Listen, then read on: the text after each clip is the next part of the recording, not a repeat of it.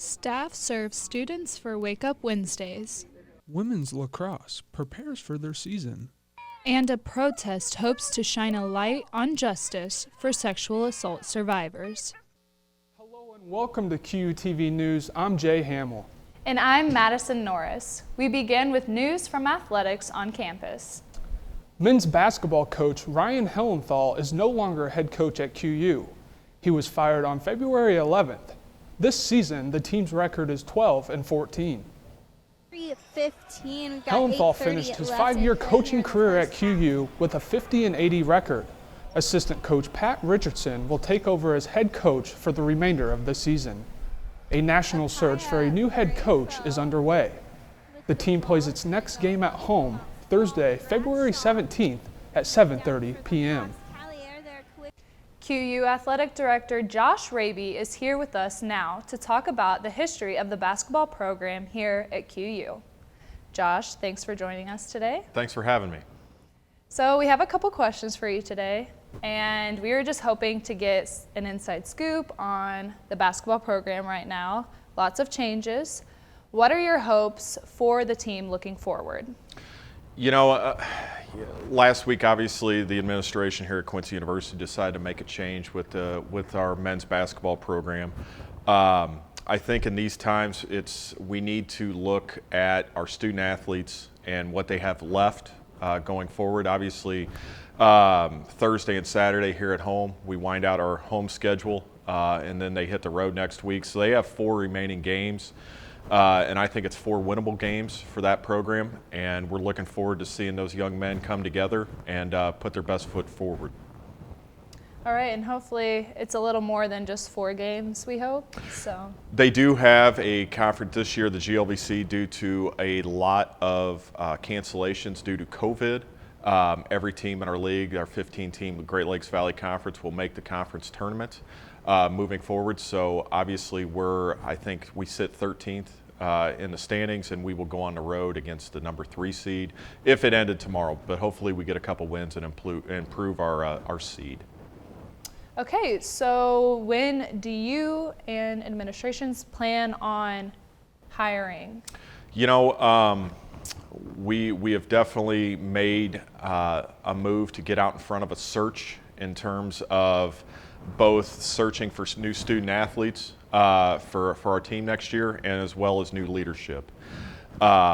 In the next probably 2 weeks, we will start conducting on-campus interviews with the hopes here in 3 or 4 weeks that we will have a new men's basketball head coach here at Quincy University. So right now, too, it seems like this is a completely new era for QU athletics. You is, AD now, and a lot of new coaching changes. What do you envision QU athletics to be in the future? I think it's something that is going to be centered around student-athlete experience. In terms of student-athlete experience, relationships with each head coach, with each assistant coach. And when you have a good student-athlete experience, it creates an environment where wins and losses will take care of themselves, and those student-athletes will have pride in Quincy University.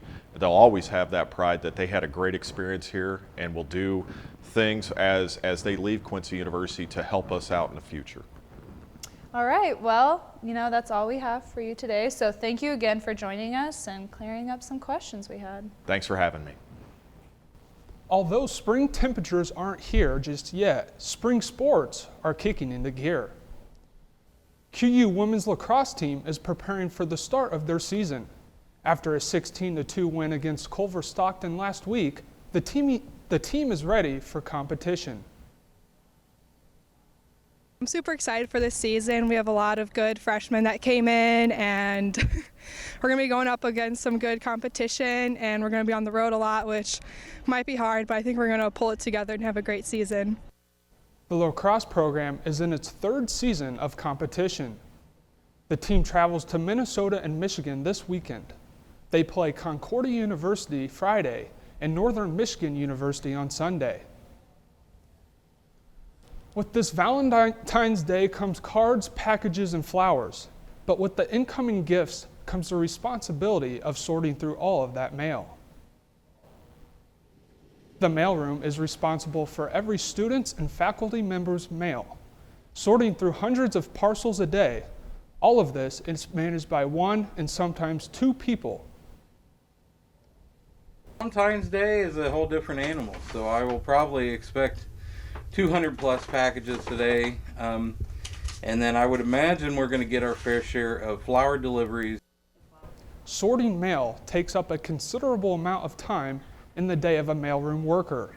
Even with the holiday increasing mail, delivery notification emails were sent out to all of the students. Emails are sent out within an hour of your parcel arriving and being sorted. Last week, we asked you what you think about wearing masks on campus. A Twitter poll indicated 70% of responders think masks should not be required at QU if Governor Pritzker lifts the mask mandate. Currently, the mask mandate will end February 28th for businesses.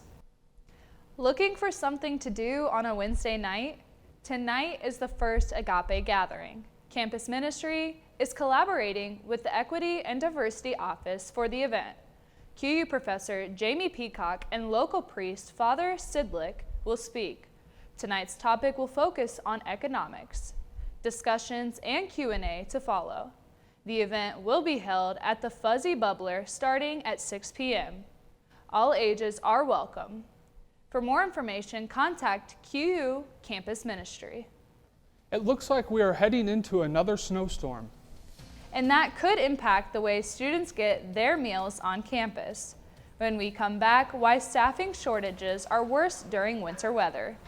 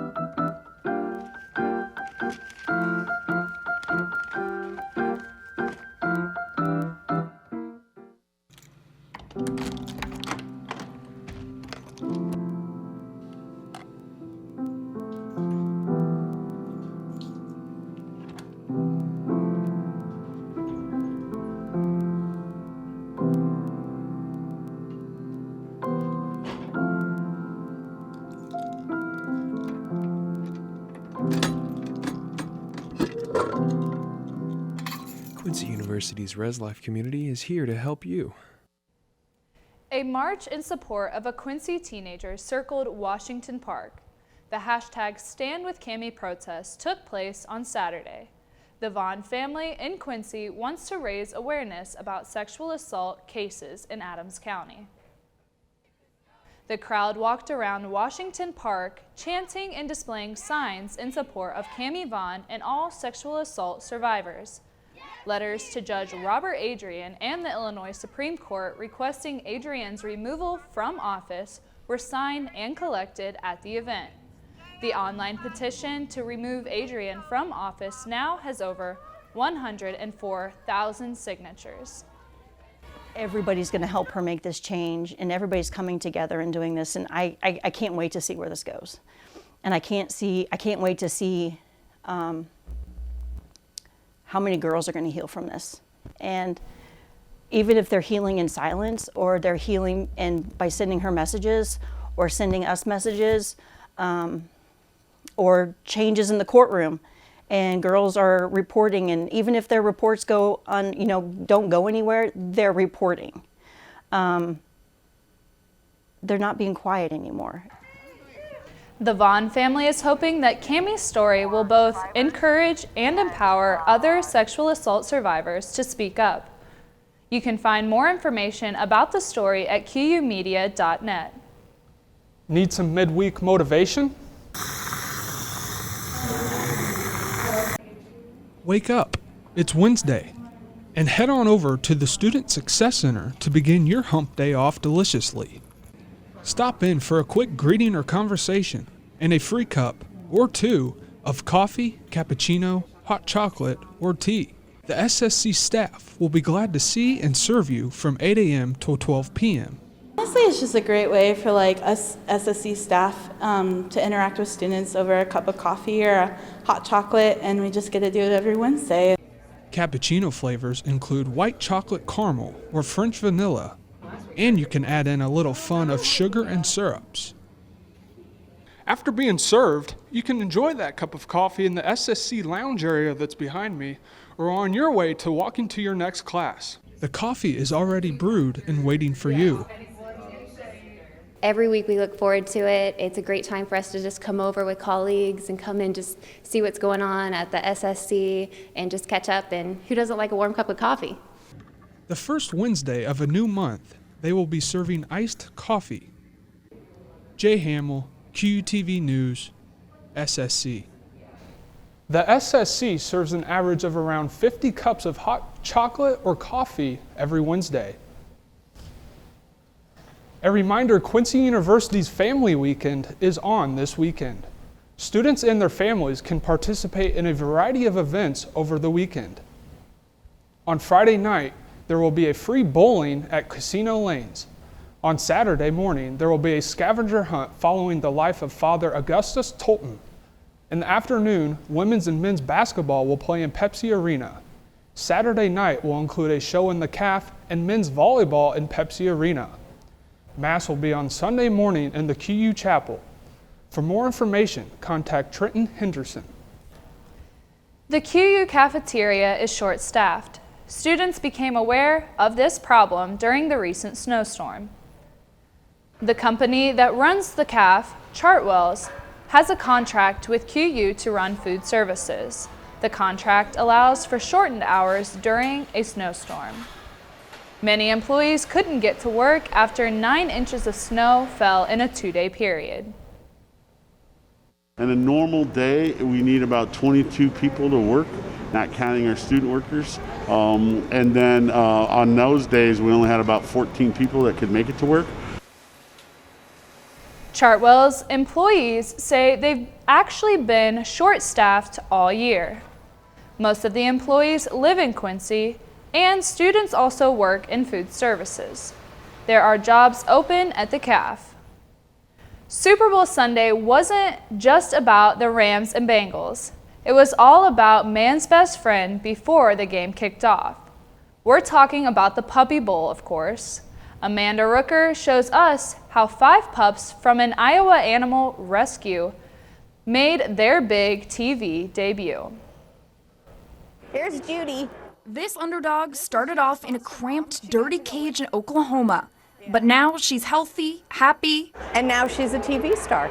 Judy's one of 5 Iowa shelter dogs to compete in Animal Planet's Puppy Bowl, and they all came from A. Hines 57, a foster-based animal rescue organization in DeSoto.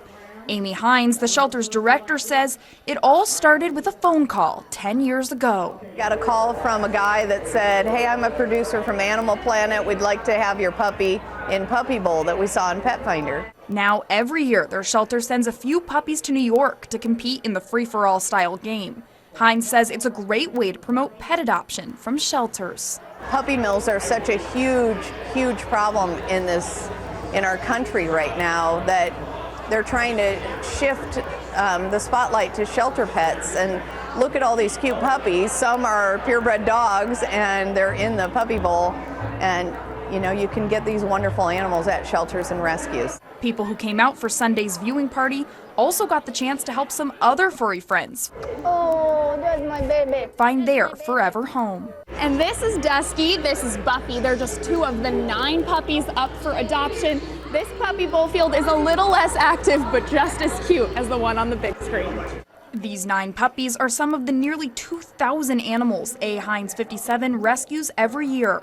Hines says Sunday's Puppy Bowl party is a time to celebrate adoption and the hard work of their volunteers. We see the very worst of mankind in this business, but it is offset 100-fold by the beautiful hearts of the volunteers that come and help. And after a long, rough game day, these pups are ready to find their forever homes. If you'd like to adopt a pet, contact your local shelter and schedule a visit. So Jay, I gotta say, I'm a puppy person and I would adopt every one of them if I could. It looks like I might be applying for dog number 2. Thank you for watching QUTV News this week.